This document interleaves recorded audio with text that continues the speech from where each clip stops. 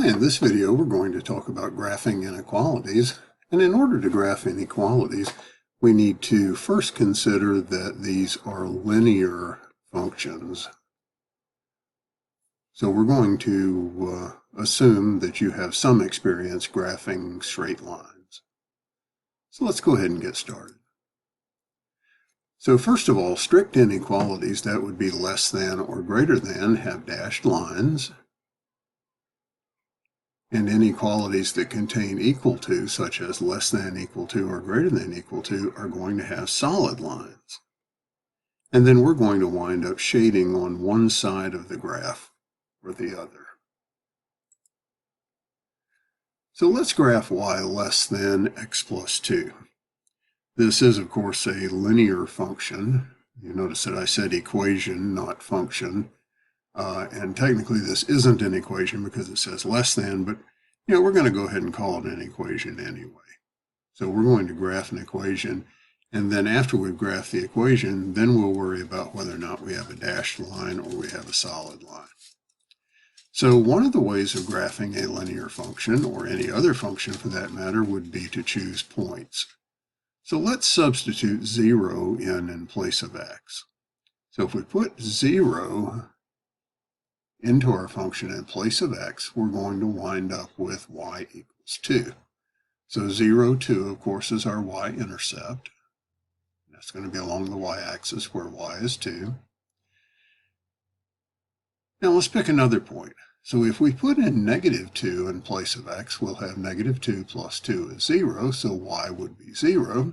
So we will have the ordered pair negative 2, comma 0, and that will be our x-intercept.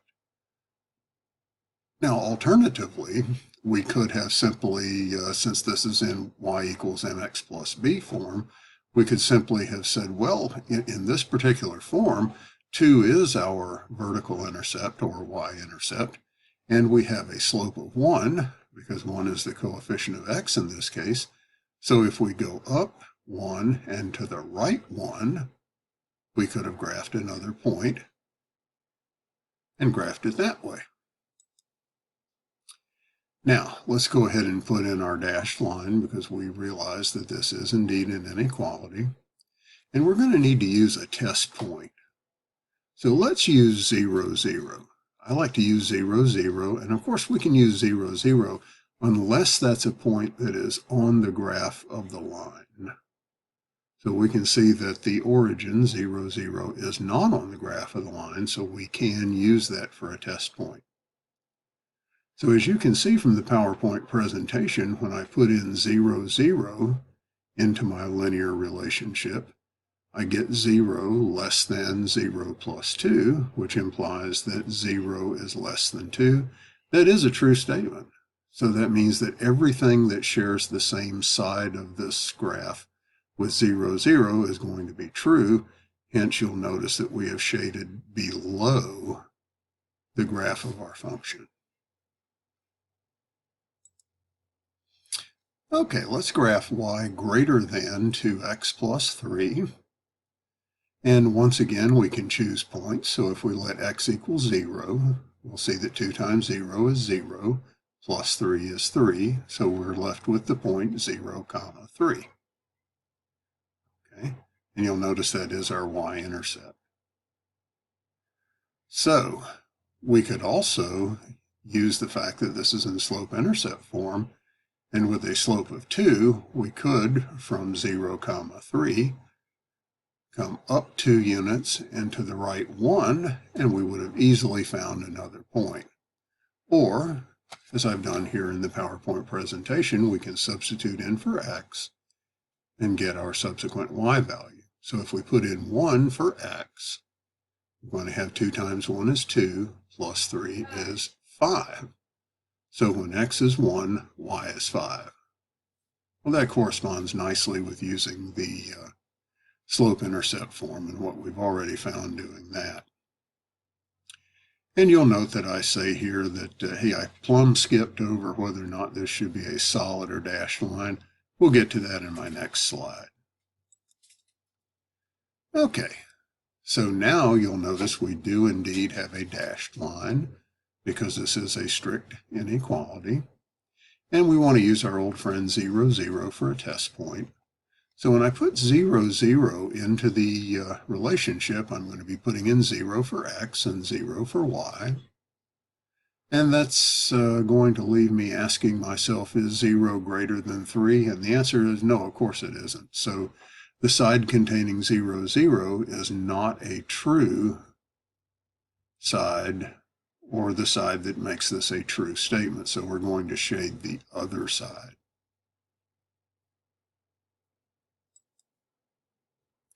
Now let's do a problem with two linear equations.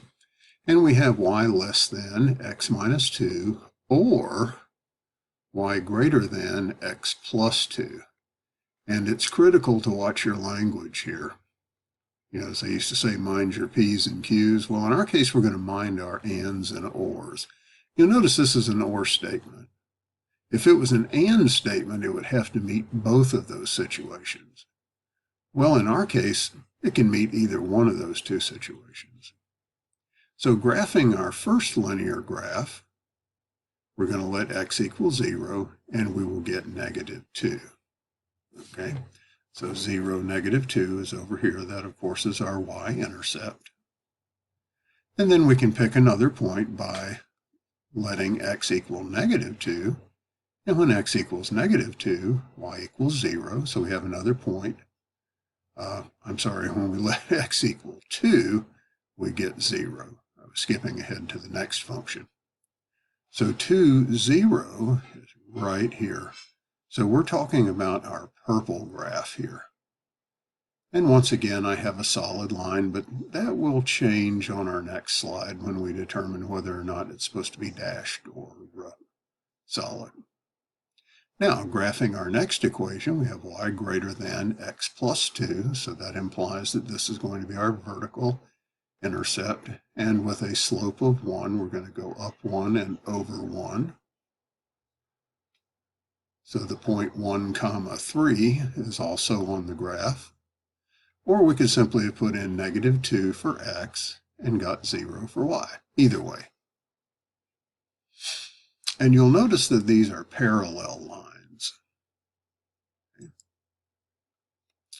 And what does that mean again? Well, parallel lines, of course, means that they have the same slope, so there is not going to be an intersection between these two functions.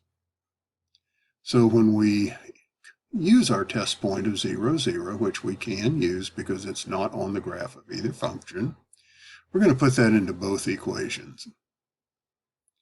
And when we put it into our first equation, y less than x minus 2, we're going to put in 0 for y and 0 for x. So we're going to be asking ourselves, is 0 less than negative 2?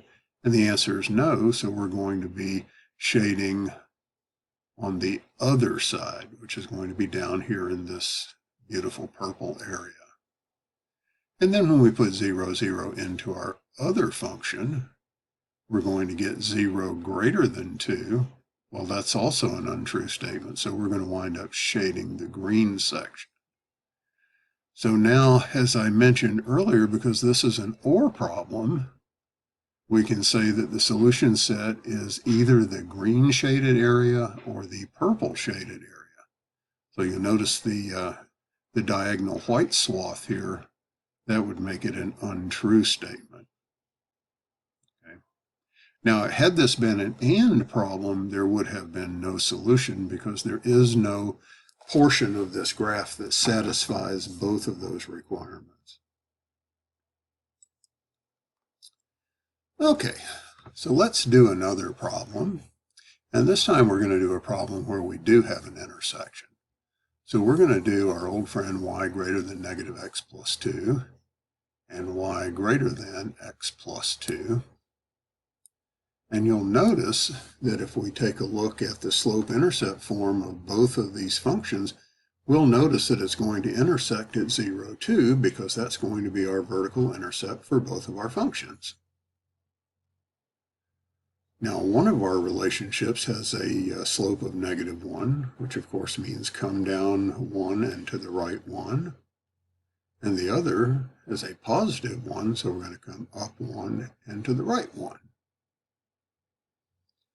So now the question is going to be, where do we shade, and do we have dashed lines or do we have solid lines?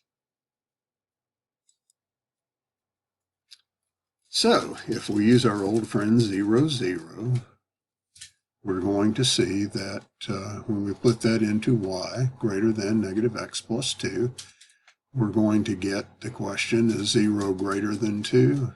And the answer is no, it's not. So we're shading the gray area. Okay. Then if we put 0, 0 into our other function, we're going to be asking, is 0 greater than 2 also? And the answer is no, it's not. So that's how we get the light blue area.